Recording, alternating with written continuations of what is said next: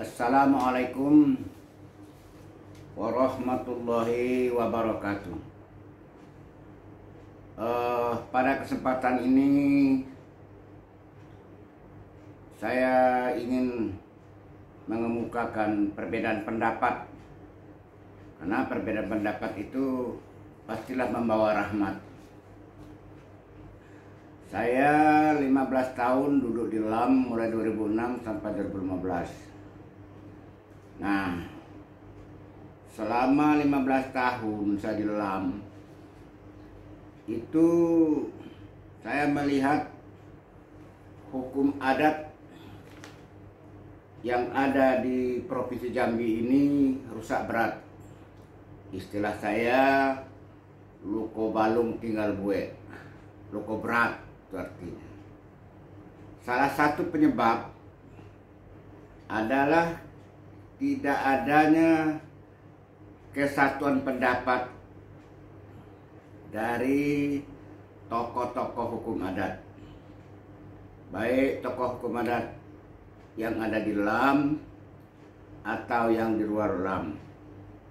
Nah, masing-masing berbeda dan tidak ada kesatuannya. Saya mengadakan pendidikan hukum adat ini 48 tahun lamanya. Kemudian mengadakan studi banding 6 provinsi. Baru saya berani menulis buku hukum adat Melayu Jambi ini, Supit Gading Damaipo, hukum adat Melayu Jambi. Ini kurang lebih 478 halaman. Kemudian saya menulis lagi buku yang kedua, yaitu KUHPA, Kitab Undang Hukum Pidana Adat. Di Jambi dikenal dengan nama Undang 20. Undang 20 itu hukum pidana, 20 pasal dia. Tapi sifatnya fleksibel, elastis. Lebih luas jangkauannya daripada KUHP yang berlaku sekarang ini, itu 569 pasal. Tapi ini cuma 20 pasal. Tapi luas jangkauannya. Nah, gitu.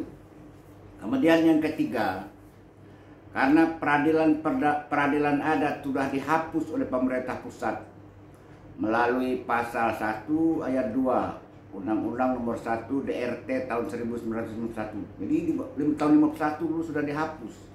Kemudian hapus lagi marga, hapus lagi desa, dusun, kampung. Dengan Undang-Undang Nomor 5 tahun 79. Maka delik-delik adat, jelasnya delik-delik atau kejahatan atau pelanggaran daripada adat itu tidak bisa diadili di tengah masyarakat, tapi diadili oleh pengadilan negeri, pengadilan tinggi, Mahkamah Agung. Di Mahkamah Agung ada hakim agung bidang hukum adat. Nah, sungguh demikian, ada pasal 5 ayat 3 huruf B Undang-Undang Nomor 1 yang mengatakan delik adat itu boleh diadili di pengadilan negeri. Nah, artinya disidik, ditangkap oleh polisi, diusut oleh polisi, dan polisi lapor beritahu dengan pengadilan dengan perkara singkat. Nah, itu bersyarat pasal itu. Tapi jarang yang mengerti. Kepolisian tidak pernah mengajukan itu, dan orang adat pun tidak paham pasal 5 ayat 3 huruf B ini. Nah, akibatnya peradilan adat itu yang dihapus oleh karena tokoh-tokoh atau oknum-oknum dari tokoh adat, baik yang duduk di LAM atau di luar LAM, tidak memahami bahwa peradilan adat itu sudah dihapus. Jadi jalan terus. Ini sangat berbahaya sekali. Kalau diambil tindakan oleh penegak hukum, kepolisian atau kejaksaan, ini akan menimbulkan masalah. Sebab mengadili itu adalah sebuah kewenangan. Kewenangan mengadili diatur dengan undang-undang. Jadi bukan LAM bukan, tidak ada aturan. Nah, tapi terlepas dari badan yang berwenang mengadili. Karena yang berwenang mengadili itu menurut undang-undang yang di luar peradilan negeri, di luar peradilan negara, orang adat boleh mengadili delik-delik adat itu adalah peradilan perdamaian desa. Itu hanya sampai 3 desa saja, ada. Kenapa? Karena yang diadili oleh peradilan perdamaian desa itu bukan perbuatan pidananya, tetapi akibat dari perbuatan pidana. Itu yang diadili. Dan hukum yang dijatuhkan juga bukan hukuman badan, tapi hukum yang bersifat denda. Nah, apa dasarnya? Selain dari undang-undang yang ada tentang pidana adat, tentang pidana, dan perdata juga menyebut itu. Itu pasal 1365 hukum perdata. Jadi setiap perbuatan yang melanggar hukum boleh dituntut untuk membayar ganti rugi dan segala macam. Nah, itu anunya. Nah, jadi dalam adat boleh bisa diperlakukan pasal ini. Jadi walaupun orang telah dihukum penjara oleh negara karena membunuh orang, tapi hukum bangun yang ada di tengah masyarakat belum selesai, boleh dituntut. Ini dasarnya. Karena perbuatan membunuh adalah tanggung jawab orang ini kepada negara. Tapi perbuatan dengan masyarakat ada yang janda, ada yang yatim, ada yang ribut, ada yang mau berkelahi, ada yang mau balas dendam. Nah, itu masyarakat belum selesai ya, boleh diusut kembali atau jatuhkan hukum bangun kembali. Tapi cara peradilannya tentu sesuai dengan peraturan peradilan perdamaian desa. Tidak bisa langsung saja. Ada Dubalang Perpat Gedang Bertujuh setiap desa. Dubalang Perpat itulah yang meminta kepada peradilan perdamaian desa untuk bersidang. Nah, di dalam sidang dia menengahkan surat dakwaannya dengan cara nasiris nampan. Kok tinggi Pesakorajo dijuluk dengan kunjungan sebatang, karena Pesakorajo disaut dengan negeri sebelah. Ini ada kasus yang belum selesai. Nah, dipaparkannya persatu. Nah, itu dari diri. Nah, terlepas dari itu, persatuan hukumnya itu yang sampai hari ini berbeda terus. Memang beda pendapat itu membawa rahmat, betul. Tetapi kadang-kadang beda pendapat itu membawa mudarat juga. Contohnya Jambi ini, hukum pidana adat di tengah masyarakat itu kacau. Saya tahu sejak tahun 76 dulu, bukan 76, dari 1996 ketika saya menjadi hakim pengadilan negeri Merobungu. Nah, waktu itu ada musda di Merobungu. Waktu itu Kabupaten Bungo Tebo, jadi bergabung Tebo dengan Bungo. Ketua pengadilan mengutus saya untuk berbicara di forum musda itu, karena saya paham hukum adat. Tapi cara di situ, saya katakan hukum adat, pidana adat yang ada di Kabupaten Bungo Tebo itu salah. Saya bilang, saya mohon maaf, saya bilang. Yang Bapak bilang pucuk undang. Pucuk undang itu kok pasal undang disebut pucuk gitu. Nah, itu salah. Jadi di dalam undang tidak ada pucuk. Pucuk itu di atas sumber, sama dengan negara Pancasila. Pucuknya hukum di Indonesia itu Pancasila. Pancasila itu sumber hukum dari segala hukum yang ada di Indonesia. Di bawah Pancasila ada Undang-Undang Dasar 45. Itu hukum dasar. Semua hukum yang ada di bawahnya, semua undang-undang yang ada di bawahnya tidak boleh bertentangan dengan Undang-Undang 45. Itu artinya. Nah, setelah itu ada lagi undang-undang. Mungkin undang-undang hukum pidana, undang-undang tentang perkawinan, tentang pertambangan, tentang lalu lintas dan sebagainya. Nah, itu tidak boleh bertentangan dengan hukum dasar, Undang-Undang Dasar 45, tidak boleh bertentangan dengan Pancasila sebagai sumber hukum. Di dalam hukum adat Jambi juga seperti itu, saya bilang. Di atasnya ada namanya pucuk undang nan limu. Pucuk undang nan limu itu adalah sumber hukum. Titian treh tanggo batu adalah ayat Allah yang ada dalam Al-Quran, kita sebut dengan wahyu, dan ayat Allah yang ada di alam semesta kita sebut dengan hukum alam. Itu sumber hukum. Nah, kemudian ada cermin gedang nandak kabur, itu sumber hukum. Kemudian ada lantak dalam, lantak goyah, kaping tak tergangsu. Itu sumber hukum, itu hadis Nabi.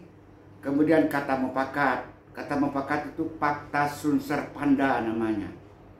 Perjanjian yang dibuat secara sah berlaku sebagai undang-undang bagi pembuatnya. Kita yang membuatnya, kita yang menjalankan, kita yang melaksanakan. Nah itu. Nah yang kelima, tidak lapuk di hujan, tidak lekang depan.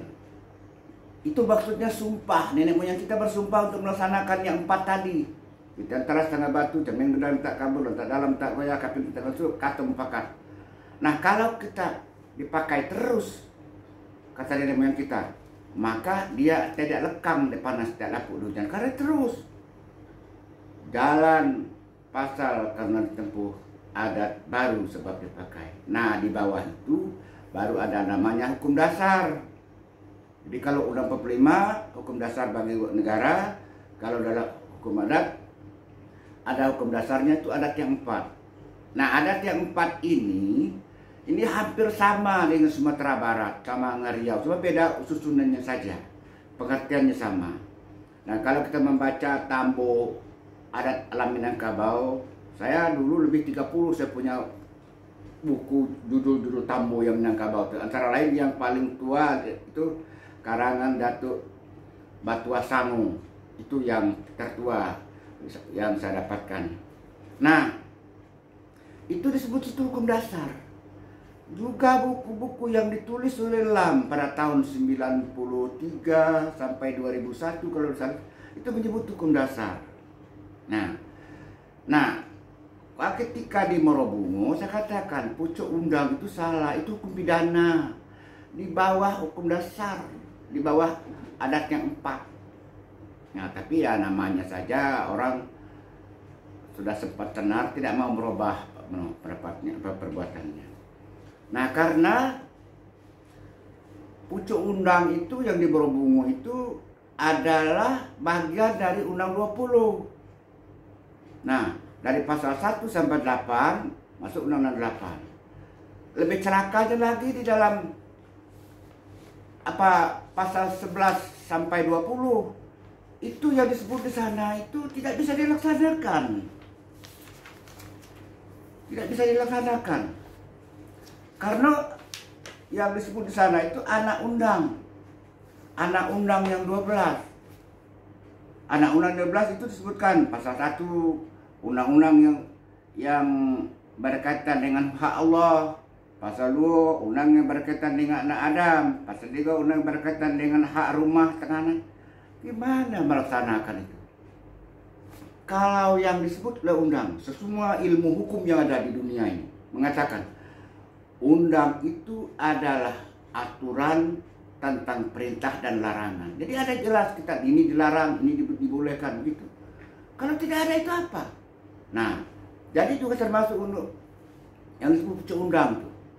Tiba-tiba ada hukum bangun di situ. Di mana diatur hukum bangun di sana? Tiba-tiba kalau ada orang berzina dihukum, di mana diatur di situ? Bagaimana, apa nama zinahnya, apa macam zinahnya? Tidak jelas. Nah, itu yang dulu. Sekarang muncul lagi yang baru. Di era 2022 ada yang baru muncul. Pertama tentang adat yang 4. Nah, coba lihat. Di dalam buku Daras yang ditulis oleh Lam pada tahun 2022 disebutkan di sana adat yang 4 itu. Susunannya berbeda dengan yang kita kenal selama ini dan artinya pun berbeda juga. Menurut Daras, menurut Lam, pertama adat istiadat. Apa yang dimaksud dengan adat istiadat adalah yang mengatur peribahasa dan perilaku orang satu dengan yang lain. Jadi antara orang dengan orang itu diaturnya. Kalau tidak, bukan adat istiadat namanya. Itu menurut adat. Yang kedua menurut Lam. Yang kedua adat yang diadatkan. Yang dimaksud tadinya sesuatu yang tidak ada. Hal tersebut dilakukan atau tidak lazim. Kemudian karena dia dipandang baik, maka dia menjadi adat yang diadatkan. Ini saya tidak mengerti apa maksudnya itu. Nah terus yang ketiga, adat yang teradat. Misalnya selama ini kita minum dalam sebuah gelas dan kita dapat melepas haus dengan air segelas saja. Selanjutnya diberikan alas dengan sebuah piring. Itu namanya adat yang tidak sengaja atau adat yang terbawa, atau dikenal dengan adat yang teradat. Saya tidak mengerti, jujur saja. Ini untuk pelajaran daripada tingkat SMA, pemula. Nah, kalau saya saja yang sudah menjadi praktisi hukum walaupun tidak lama, cuma 33 tahun saja menjadi hakim, tidak ngerti. Saya kira agak susah juga kalau anak-anak tingkat SMA itu mau belajar yang seperti ini. Kemudian yang keempat, adat yang sebenar adat. Menurut Lam, ialah yang terpahat di tiang panjang terlukis di Benul Jati. Tiang panjang yang mano ini letaknya. Benul Jati yang mano tidak jelas. Di Asak Layu di Anggomati. Misalnya setiap kita mau upacara pernikahan, nah itu berlaku adat. Itu namanya hari naik. Tiap kita melakukan pernikahan itu dibayar adat. Itu adat yang sebenar adat. Saya ada habis pikir. Yang kata sebenar itu apa? Kalau adat yang sebenar adat, yang tidak bisa kita rubah, yang tidak bisa kita congkel, yang tidak bisa kita pahat, itu artinya yang sebenar. Adat yang sebenarnya, perbuatan yang berulang-ulang tapi kita tidak bisa berubahnya. Itu. Nah, tapi ya ini namanya Lam. Orde yang model baru ya, model tahun 2022. Nah, namanya itu yang sebenarnya adat. Jadi sumber hukum dalam penegakan norma hukum dalam masyarakat, dan bila dilanggar akan ada sanksi. Ini kata Lam. Moral, sosial, hingga material masyarakat. Sebagian daerah mewarisi nilai-nilai luhur seperti ini. Nah itu. Nah ini versi Lam. Versi saya Mokhtar Agus Sholib SH, berdasarkan hasil penelitian, berdasarkan bacaan, berdasarkan wawancara dengan seluruh pasirah dan mendapo, 104 pasirah dan mendapo tahun 70, tahun 79. Saya mengambil satu kesimpulan. Adat yang urutannya mulai dari adat yang sebenar adat, baru adat yang teradat, sudah itu adat yang diadatkan, yang keempat adat istiadat. Adat yang sebenar adat adalah kelompok hukum yang bersumber kepada sunatullah atau sunnah rasul. Itu. Nah contohnya nikah. Nikah itu perbuatan yang berulang-ulang dari zaman Nabi Adam sampai hari ini. Tapi nikah itu tidak bisa dirubah oleh manusia. Kenapa? Karena itu sunatullah. Tidak bisa kita sahnya hubungan suami istri antara perempuan dan betino. Kita pergi saja ke notaris buat perjanjian. Tidak bisa. Nah itu adat yang sebenar adat. Jadi objek daripada perbuatan yang berulang-ulang itulah adat yang sebenar adat. Nah yang kedua, adat yang teradat. Adat yang teradat ini sunatullah juga, tapi pada sifat, pada rukun, pada syarat. Misalnya nikah tadi, objek daripada adat yang sebenar adat. Adat yang tadi adalah nikah. Kemudian objek daripada adat yang teradat kepada sifatnya, sahnya nikah bila ada wali dan saksi. Jadi ada wali dan saksi itu adalah adat yang teradat. Sudah teradat, sahnya nikah itu harus ada saksi dan wali. Itu. Jadi melekat kepada sifat, kepada objeknya tadi. Nah itu adat yang sebenarnya menurut saya. Kemudian adat yang teradat.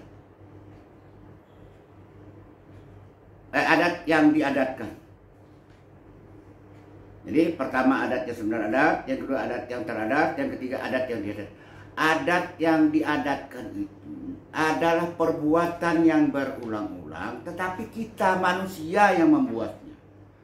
Misalnya tentang hukum 20 pasal Undang 20 itu dibuat di Bukit Seguntang. Itulah adat yang diadatkan, dibuat, dipakai, dilaksanakan terus-menerus. Nah, itu adat yang diadatkan. Jadi ada campur tangan manusia. Kalau adat yang sebenar adat yang teradat, tidak bisa campur manusia di situ. Rukun nikah dan rukun syarat nikah dan rukun nikah itu tidak bisa dibuat orang. Itu ditetapkan oleh Allah Subhanahu wa taala, sunatullah sunnah rasul di sana berlengket. Juga tentang objek nikah. Nah, jadi adat yang sebenar adat yang diadatkan, adat yang teradat, tidak ada campur tangan manusia di dalamnya. Sedangkan adat yang diadatkan dibuat oleh manusia dengan kata mufakat yang disebut dengan Fakta Sunt Serpanda. Perjanjian yang dibuat secara sah berlaku sebagai undang-undang bagi pembuatnya. Artinya perbuatan yang berulang-ulang yang dibuat oleh manusia. Kalau ada orang mati dibangun, kalau ada orang luka dipampas, pampasnya begini-begini, bangunnya ini. Nah, itu dibuat oleh manusia. Nah, itulah adat yang diadatkan. Nah, kemudian yang keempat namanya adat istiadat.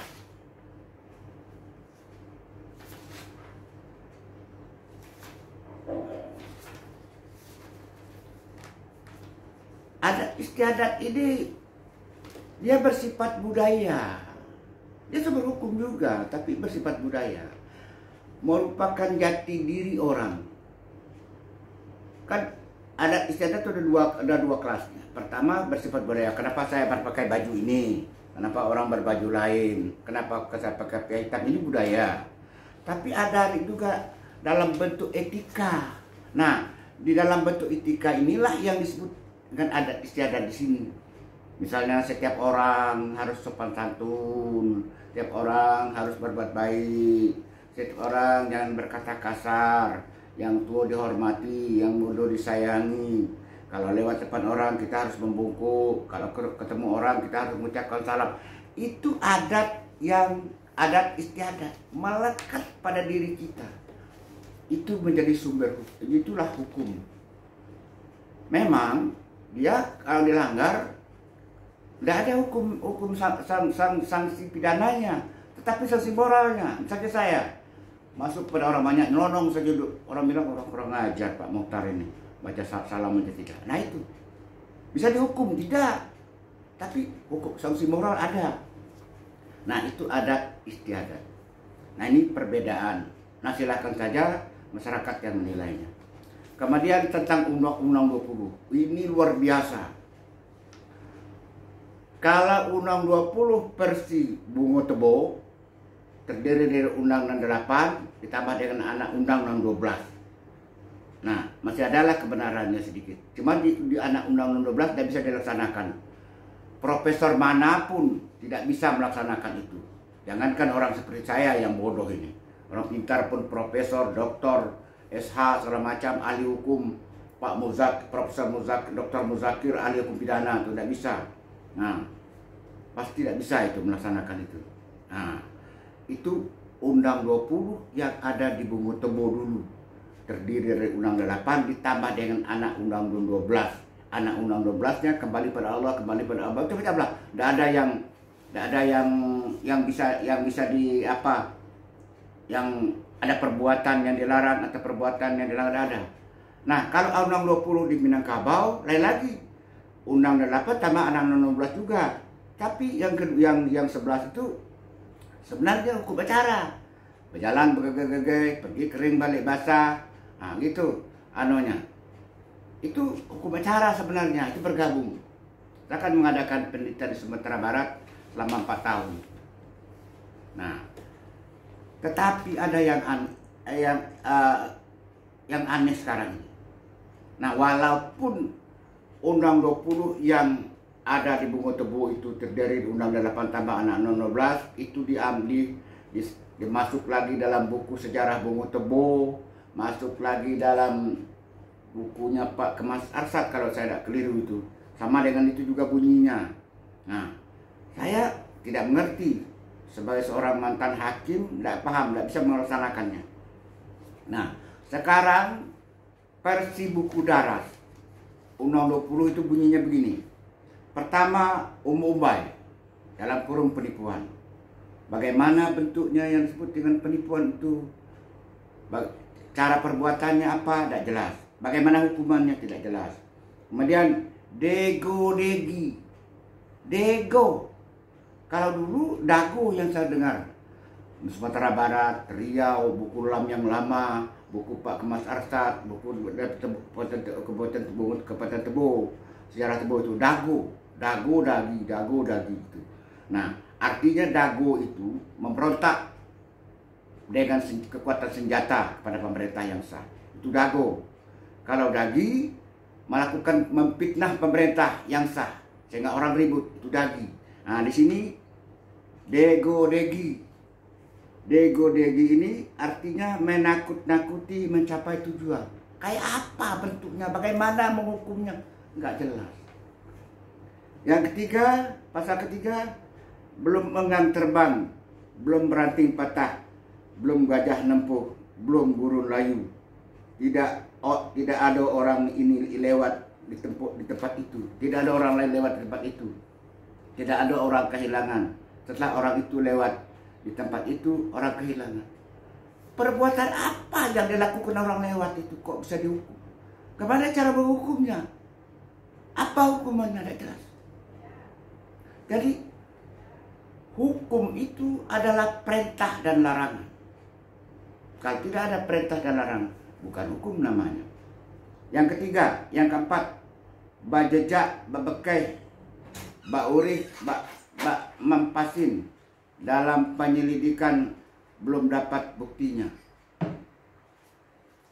Yang kelima, tatampok, tatangkai, tacino, tatawang, tertangkap tangan. Yang keenam, aburu, talalah, dan pengejaran. Yang ketujuh, bunta tapak, dapat bukti padanya atau rumahnya. Yang kedelapan, babaun baam bacang, sudah menjadi rahasia umum kelakuan dan perangainya. 7. Condong mata uhang banyak, sudah menjadi perhatian dan dugaan orang banyak. 10.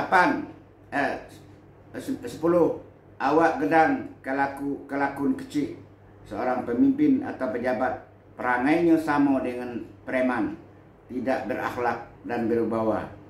11. Pancung luput ditikam tak sampai, mengancam dengan senjata tajam. 12. Membuat cabuh dalam negeri, membuat keributan dalam negeri dan meresahkan orang. 13. Ngujak lubang, ngempeh bumbun, sengaja menyuruh orang bersengketa atau perkara. 14. Ngujo ayam bataji, sengaja memanaskan situasi atau menyuruh berkelahi. 15. Mengherek mengentam tanah, memasungkan dado, menyingsingkan lengan baju, menyelo mata, artinya mencari lawan, mengajak berkelahi. 16. Itian gali dalam negeri, tidak ada berpendirian. 17. Gum gedang dua suara, tidak bisa dijadikan pedoman dan tidak bisa dijadikan panutan. 18. Menggunting dalam lipatan, menyusuk kanti seiring atau berkhianat. Ke-19. Menyurutkan budi, merakakkan akal, mementingkan diri sendiri. Ke-18. Ke-20. Masak pagi, matang petang, mengubah janji. Kalau Undang 20 ini yang dipakai oleh orang Jambi, maka maksiat di Jambi, perzinahan, pelacuran, LGBT, orang pesta seks di hotel, kumpul kebo di hotel, tidak bisa diberantas. Tidak ada aturannya di sini. Orang melukai orang di mana diatur? Di sini tidak ada. Bagaimana cara menghukumnya? Orang membunuh orang Tidak mana orang memfitnah orang, bagaimana menghukumnya, di mana diaturnya. Tidak ada. Profesor manapun di dunia ini, ahli hukum manapun tidak bisa menerapkan ini, apalagi orang bodoh seperti saya. Itu. Jadi hukum adat itu kan tidak ada dalil naklinya. Kalau agama umpamanya, kalau ada orang sholat subuh mengatakan dia sholat subuh 4 rakaat, lalu kita kata, oh salah Bapak. Apa salahnya? Ada rujukannya, ada hadis Nabi, ada Al-Quran. Itu alat pengujinya. Kalau hukum adat tidak ada alat pengujinya, karena tidak ada surat sepucuk pun dari orang kaya hitam dulu ketika dibuat rapat adat di Bukit Untang 1502 itu. Sampai hari ini tidak ada. Alat penguji daripada hukum adat itu adalah akal sehat dan ilmu hukum yang ada. Ilmu hukum yang ada mengatakan setiap perbuatan tidak boleh dihukum terkecuali ada aturan yang mengaturnya. Jadi ada aturan yang mengatur dulu baru boleh dihukum. Ada orang mati dibunuh, ada yang mengatur. Kalau menurut Undang-Undang 20 tidak ada. Melukai orang tidak ada, berzina tidak ada, artinya tidak boleh dihukum. Boleh saja orang melaksanakan LGBT, orang tidak kumpul kebo. Nah itu. Nah, maka itu saya telah menulis buku hukum adat ini. Pasal Undang-Undang 20 itu berdasarkan hasil penelitian wawancara dengan Pak Sirah. Itu 20 pasal. Pasal 1, tikam bunuh padang berdarah. Apa yang dimaksud dengan tikam tidak sama dengan versi Daras. Kalau Daras mengatakan tikam itu jalan nusuk dengan pisau. Setelah itu tidak ada. Artinya nyepak, mendorong, membenamkan orang boleh. Kan begitu. Dalam penelitian saya yang disebut tikam dalam Undang 20 adalah perbuatan penganiayaan. Mishandling namanya. Segala perbuatan yang menyakiti diri orang itu adalah tikam. Semua dihukum. Menampar, mendorong, membenamkan, menyikut, semuanya termasuk tikam. Itu. Ini pasal 1. Yang kedua, upas racun batabung saya. Upas adalah narkoba. Upas adalah zat yang apabila diberikan kepada orang sakit tapi tidak mati di tempat, tidak seketika.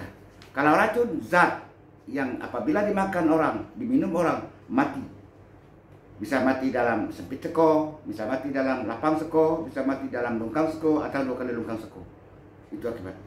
Yang ketiga, sio bakar puntung berasa. Sio menyulutkan api. Api disulutkan ke orang. Bukan nyundul, beda. Kata-kata sulut itu bara api. Kalau api nyala itu nyundul nama dalam bahasa Melayu. Kalau sulut baranya, bara api rokoknya. Nah, sulutkan dengan orang, itu nyulut namanya. Nah, itu sio. Jadi sio itu mengatur 2. Pertama nyulut, kalau nyundul, bakar, habis barang orang terbakar. Nah, jadi nyundul saja sudah dihukum, membakar habis harta orang dihukum. Itu dalam pasal 3. Kemudian samun sakal, tegak di bate.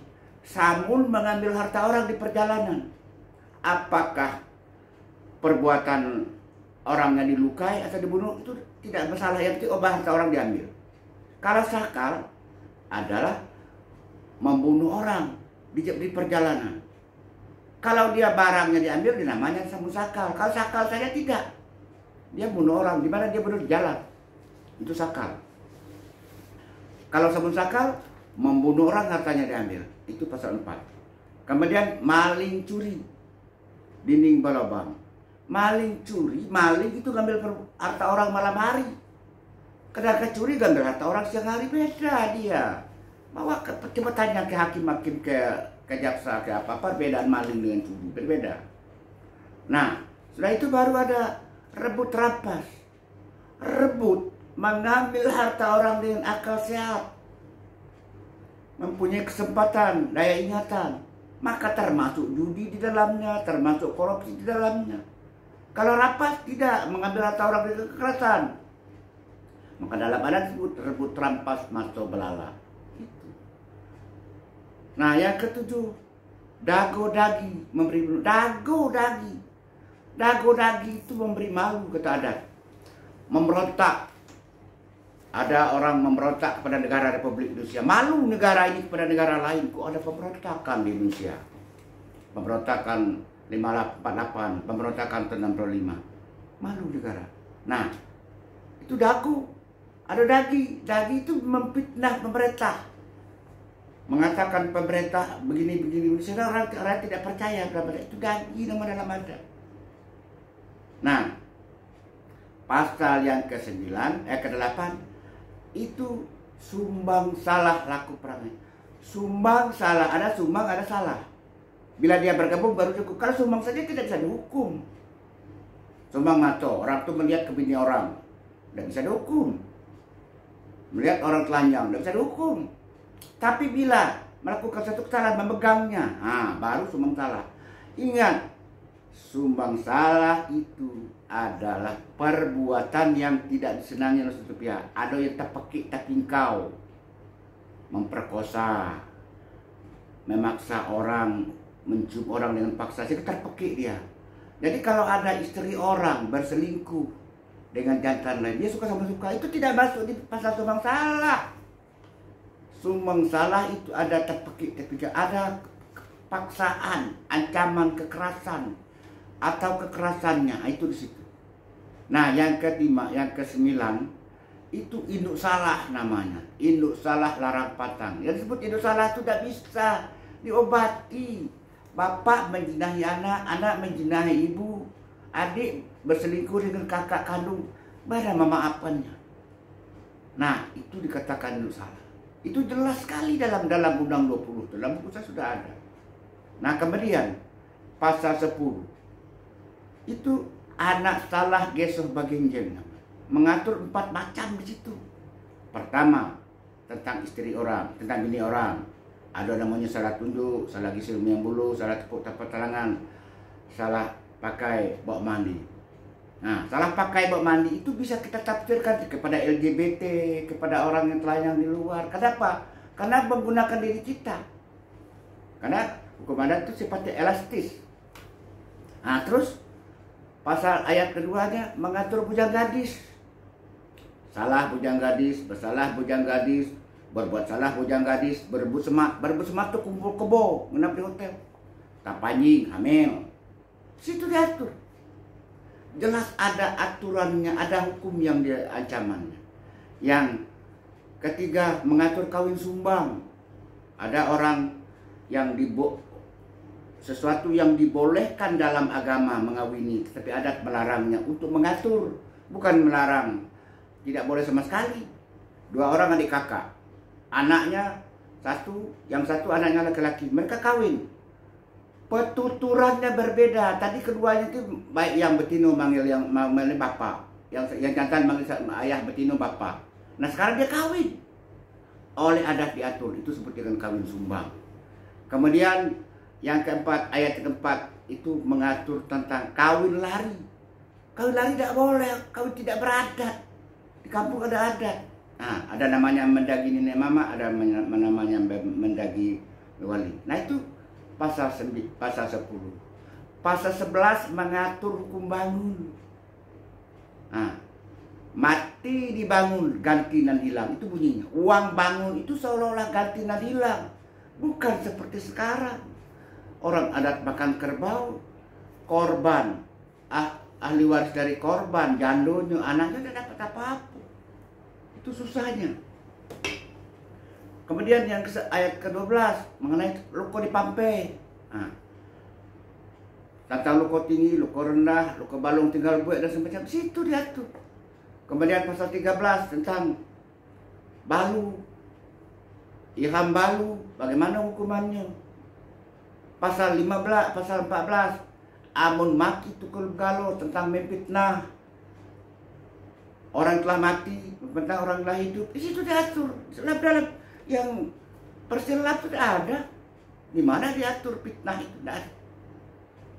Nah, juga pasal 15, ambak salah lima kau itu penggelapan, menggelapkan tanah orang, menggelapkan uang orang, menggelapkan harta orang, itu diatur. Pasal 16, ulok gadai janji semayu, ada perjanjian, berjanji mau kawin, lalu tidak jadi. Nah itu situ diatur, atau janji memberikan benda. Kemudian utang piutang pencarian, buat utang sini, buat utang sana, buat utang sini, terus itu tidak dibenarkan dalam adat, tidak dibenarkan oleh undang-undang. Nah, pasal 18, agotawa cungkak cengking. Awak jelas bertunangan dengan orang lain, lalu melamar lagi gadis lain. Atau perempuan, awak tunangan orang, sudah dilamar orang, tahu-tahu terima gadis lamaran orang lagi. Nah situ diatur, jelas sekali. Nah pasal 19, Solo Sawah, undang lalu. Tentang lubuk larangan, tentang segala macam yang dilarang, situ diatur. Baru yang ke-20 tentang ternak umur ladang.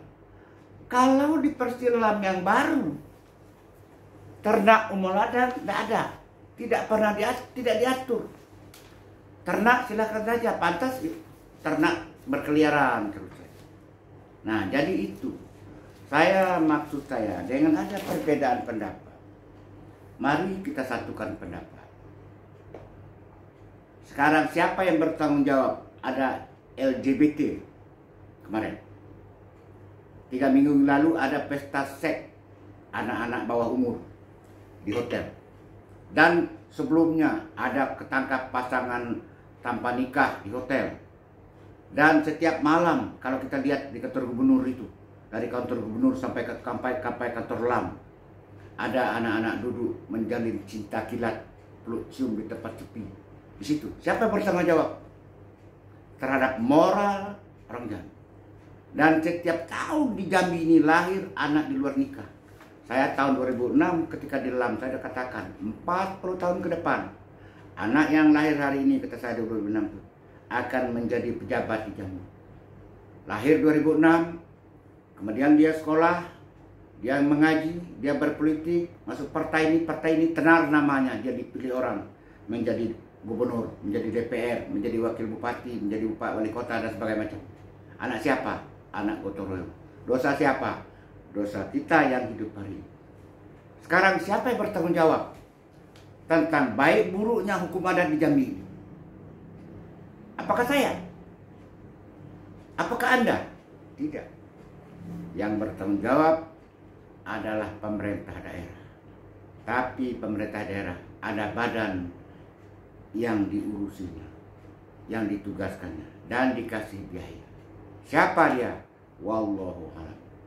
Barangkali itu yang dapat saya sampaikan pada kesempatan ini. Lebih dan kurang saya mohon maaf. Saya tidak ingin menyakiti hati seseorang, tapi marilah kita berpikir, Jambi ini adalah milik kita.